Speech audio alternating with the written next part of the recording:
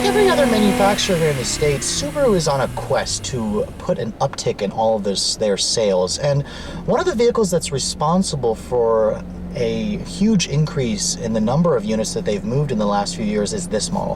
What you're looking at is a 2014 Subaru Impreza. Now, this Impreza is basically Subaru's most important model. It's their compact offering. It competes head-on with heavy hitters like the Honda Civic, the Mazda 3, the Toyota Corolla, Ford Focus, such like that. And this actually represents the 4th generation of the Impreza. This car's been in the States since 1992. And when this model came out, it replaced a decent car that had a lot of weaknesses that a lot of key compact buyers really hated. For example, the previous generation Impreza was known for basically just offering its all-wheel drive capability, and that was really its only strong suit. It had a pretty cheap interior, it had a very weak fuel economy, and that was the main culprit for a lack of sales for the regular Impreza. Now, let's leave out the WRX and the STI because that's a separate review, but this Impreza, when it was first introduced, really just took Subaru to a different level in terms of fuel economy, in terms of refinement, in terms of technology. Now, one of the main differences that you're seeing is the styling for this car. Now, it still looks like a Subaru, however, you can see it's been refined. The front end of the car sports traditional Subaru elements, similar looking bug-eye headlights, which aren't as controversial as the 2004 Impreza or the 2nd generation Impreza, but nevertheless, it still looks like a Subaru. This car still comes in a sedan and hatchback body style. You can take your pick between 3 different trims, 5 if you go for the hatchback like this one. What you're looking at is the 2.5i Premium. From there you can choose the Limited, there's the Sport Premium, Sport Limited, and then of course for those of you who want the cheapest Impreza, there's just the 2.0i Base. Now, one of the big differences with the Impreza with this generation is Subaru got rid of the old EJ25 flat-4 engine. That engine's been in the Impreza since the car came out for the last 15 years. They've replaced it with a 2-liter FB. This is the new generation of Subaru flat 4s, and it's responsible for the uptick in fuel economy. That's what I'll get into later on in the video. Now, looking at the back of the vehicle, the hatchback body style, of course, is my preference. If you guys are going to go for the sedan, it's about 6 inches longer overall, at about 180 inches long. The hatchback's about 173, so it's a little bit smaller than some of the other compact offerings. The rear end styling looks attractive. Now, personally for me, I would prefer the sport trim. That adds things like the 17-inch gunmetal wheels, the roof rails at the top. It makes the car look a little bit more aggressive. These 16-inch wheels come standard on the premium model, and I would recommend the premium as it gives you things like cruise control, the 16-inch alloy wheels, fog lights, stuff like that.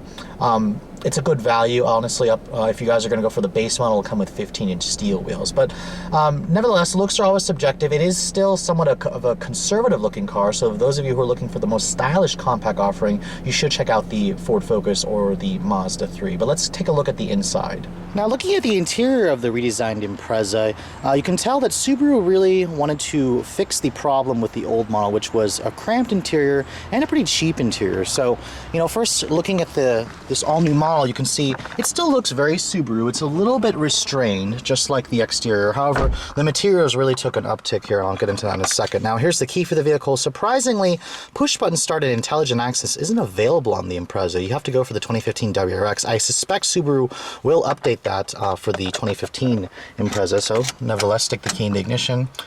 I really do like the white face gauges that do a nice sweep of the needle, and the font looks okay. I'm not sure I'm a fan of the chime, though.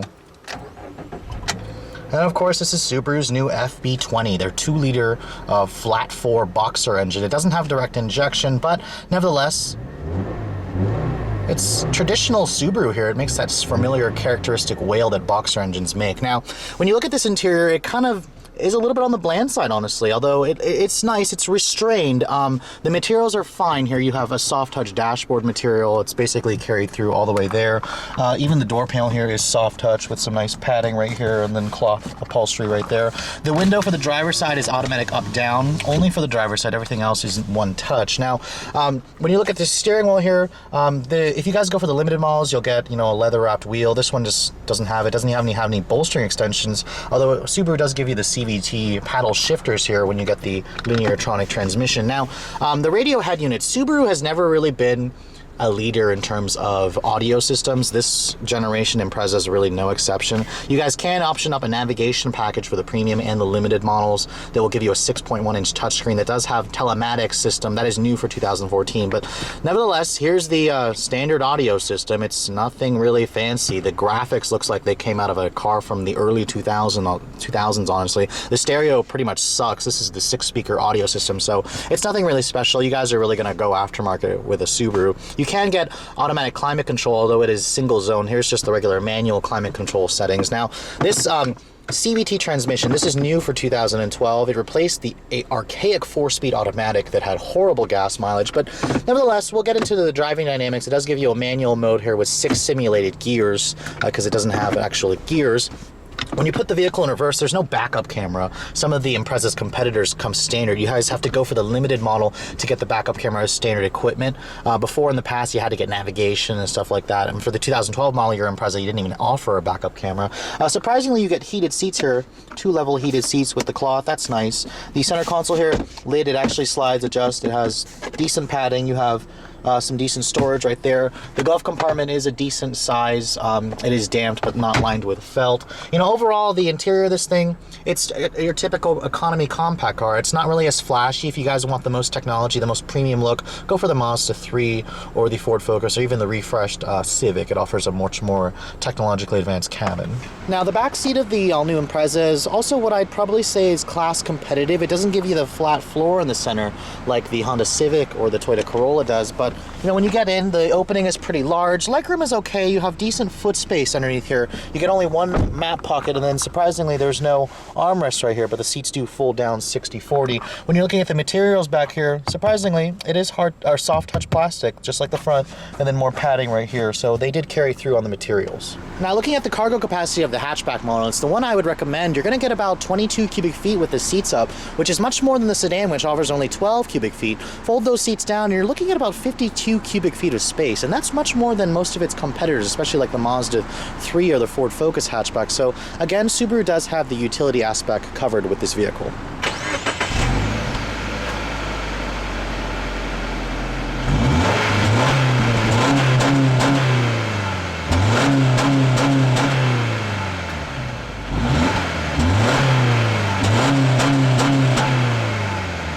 So now, what's going on under the hood of the all-new Impreza? Well, you're going to find a typical Subaru powertrain here. This is the company's all-new FB motor. This is their 2-liter flat-4 engine. Now, what I mean by flat-4, it's a 4-cylinder engine, but the cylinders are horizontally opposed. They're basically sitting very low down in the engine bay. It gives the car a lower center of gravity. Picture 2 pistons on each side, and they are basically going in and out, back and forth, counteracting each other. So it's a very different engine design. Now, the numbers are 148 horsepower and 145 pound-feet of torque, which is actually 22 less than the old 2.5-liter engine, which made 170 horsepower. However, this new Impreza is about 200 pounds lighter. Match that with the new CVT. A 5-speed manual is available for those of you who want to stick shift. Fuel economy, that's the big uptick here. The old Impreza with the 4-speed auto with symmetrical all-wheel drive, that is standard, it's a Subaru thing, got 20 in the city and 26 on the highway. That's horrible numbers for a compact car. This new one is rated at 27 in the city and 36 on the highway. I mean, that's basically night and day. Of course, this runs on regular gas. If you guys go for the manual transmission, you're looking at 25, 34. Still pretty good considering this is an all-wheel drive car. Let's get on the road and see how that CVT and 2-liter engine performs. So this is my first time driving just the regular Impreza with the 2-liter and the Lineartronic CVT. So let me keep an open mind because I did drive the previous generation, hated the 4-speed automatic, wasn't really too impressed with the gas mileage or the interior. So this new one should be a huge improvement.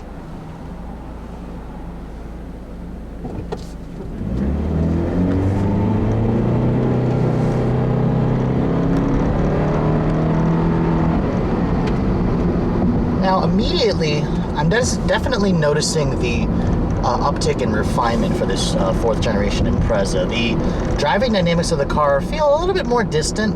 It doesn't feel as sporty as the old one did. However, you do feel that this car handles well. The Cvt transmission, let me get into another acceleration run because it sure is an interesting transmission, and I'm curious to see, I can see why Subaru went with the CVT route for fuel economy reasons.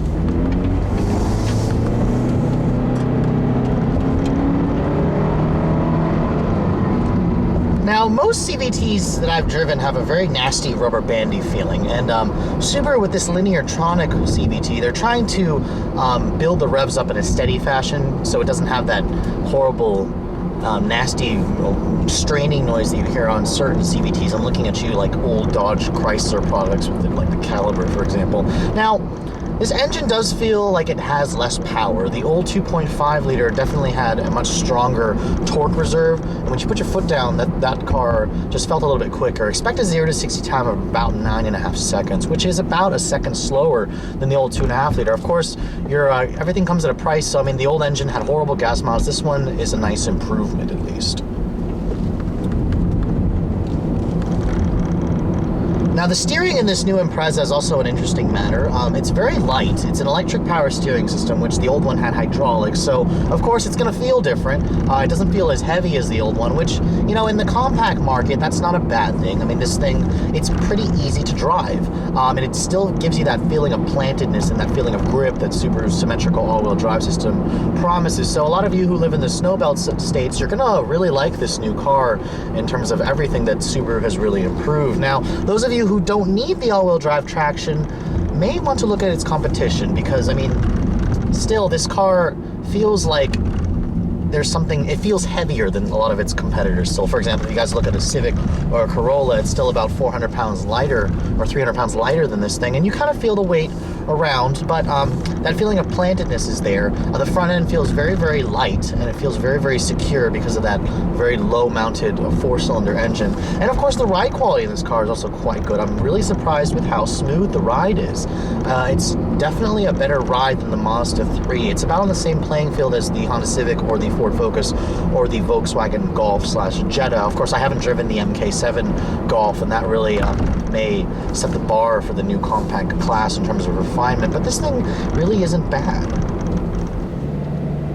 Now, the CVT does have a manual shift mode, and you can access it via the paddles or the little gate, which is actually isn't shiftable, so only the paddles. Now, I have it in manual mode here, so it's in first gear, and it's going to hold the revs, and when I put my foot down, you see the 2-liter engine, it does make that traditional boxer noise, which isn't very pleasant, but I'm quite surprised with the responsiveness. When I flip the paddle, it tries its best to simulate a gear, which isn't bad. I have driven worse, however, I have driven better. So for those of you who want to use the paddle shifters and drive it like a traditional automatic, you certainly can, and it's nice that Subaru at least gives you that option.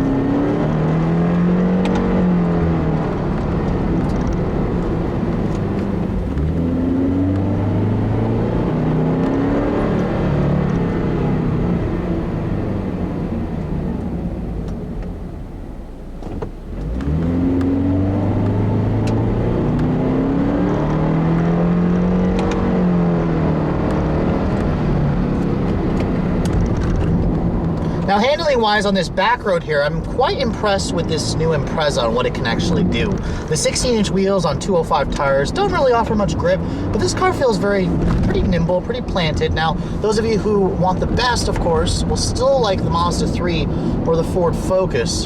However, Subaru really doesn't offer, or really offers a lot for the money, and that all-wheel drive traction, you're never really going to spin these tires out.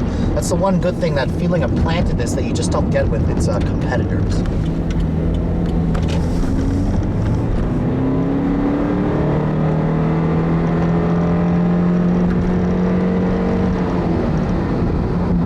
Now, when you let the CVT do its own ways in the shifting, you can definitely feel that it is a CVT. And the four-cylinder, I have heard noisier four-cylinders, so I'm quite impressed with the refinement that Subaru does offer with this new FB flat 4 2-liter engine. Now, coming up to the end of this review, I must say I'm decently impressed with the new Impreza. It offers a lot of improvements versus the old model. However, I'm not sure it offers it's still going to appeal to a niche market in the compact class. I mean, most people don't really care for all-wheel drive traction in this class, but for those of you who do, you are getting the best all-wheel drive fuel economy in the business for a non-hybrid at 36 miles per gallon. Now, let's talk price. The Impreza starts at just under $18,000 for the base 2-liter model, add $500 for the CVT transmission. Now, this 2.2 liter I Premium that I'm driving is about just under $21,000 with the, I'm sorry, just over $21,000 with the Cvt Transmission,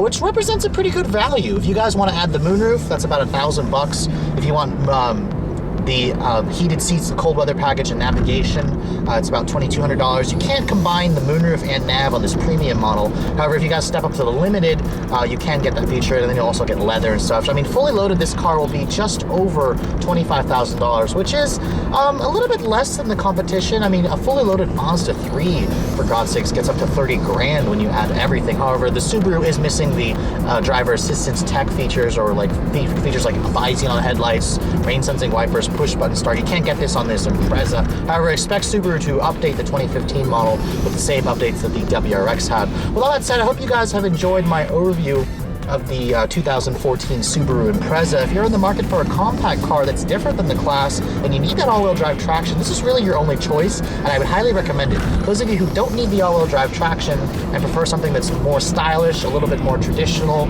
you should also check out the competition. Thanks so much for watching, guys. I will catch you all in the next review.